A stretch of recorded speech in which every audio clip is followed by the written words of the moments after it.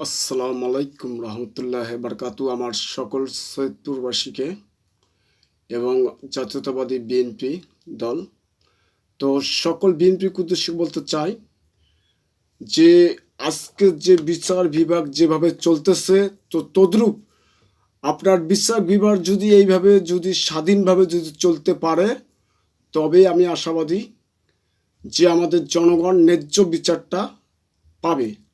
ঠিক আছে? তো আমাদের ভারপ্রাপ্ত চেয়ারম্যান তারেক রহমানের কাছে আমার আকুলভাবে অনুরোধ, উনি যেন এই কাজটাই করে যে আমাদের সাধারণ জনগণকে যেন ন্যায্য বিচার থেকে যেন বঞ্চিত না করে। ঠিক আছে? এবং আইনশৃঙ্খলা বাহিনীকে কোনো দলীয় কারণ হিসাবে স্বার্থ অনুযায়ী অপব্যবহার যেন না করতে পারে। ঠিক আছে? তো তদ্রূপ আমাদের জাতীয়তাবাদী বিএনপি দল, আমি একটা আশাবাদী যে আমরা যদি তদ্রূপ জনগণের যেটা মৌলিক যেটা অধিকার এবং গণতন্ত্র যেটা আমরা লড়াই করতেছি, এবং সাধারণ জনগণের কাছে যদি আমরা ন্যায্য পাওনাটা বুঝাই দিতে পারি, তবে কিন্তু আমরা জনগণের ভালোবাসা অর্জন করতে পারবো।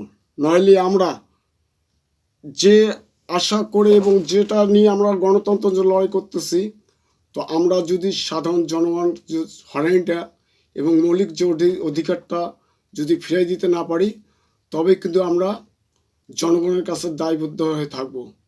ঠিক আছে? তো এইরকম কাজ করব না যে আমরা জনগণের কাছে দায়বদ্ধ হয়ে থাকব।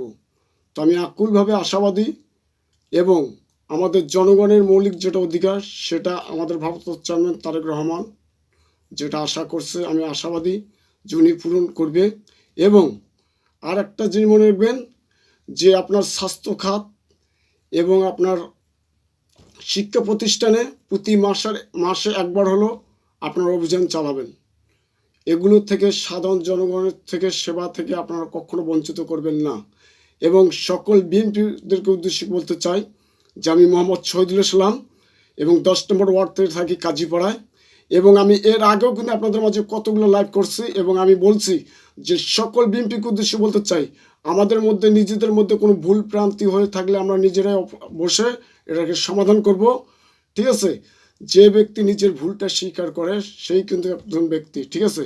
তো আমরা সকল বিএনপিকে আমি একটা অনুরোধ করব যে আমরা নিজেদের মধ্যে কোনো প্রতিহিংসা রাখবো না, এবং আমার দল কিভাবে নির্দেশনাগুলো দিবে আমরা ওই সঠিকভাবে চলবো, এবং দলে এমন কোনো কাজ করবো না যাতে দলের বদনাম হয়, এইরকম কাজ থেকে আমরা বিরত থাকবো। তো এই আমি আশাবাদী যে আমি যে কথাগুলো বললাম যদি আপনাদের ভালো লেগে থাকে তো অবশ্যই লাইক এবং কমেন্ট করে অবশ্যই জানাবেন। এবং আমি যেটা বললাম স্বাস্থ্য খাত থেকে আপনার শিক্ষা প্রতিষ্ঠান এবং বিচার বিভাগ, এগুলো যেন সঠিকভাবে সেবা আমার সাধারণ জনগণ যেন পায়। আর একটা জিনিস মনে রাখবেন, বিচার বিভাগ এবং আইনশৃঙ্খলা বাহিনীকে কোনো দলীয় কারণ হিসাবে কেউ যেন স্বার্থ হাসিল করতে না পারে সেদিকে দৃষ্টি আকর্ষণ করবেন, এবং আমাদের ভারপ্রাপ্ত চেয়ারম্যানের কাছে আমার আকুলভাবে অনুরোধ। তো আমি এই আশা ব্যক্ত করে লাইভটা শেষ করলাম। সবাইকে আসসালামু আলাইকুম, আল্লাহ হাফেজ।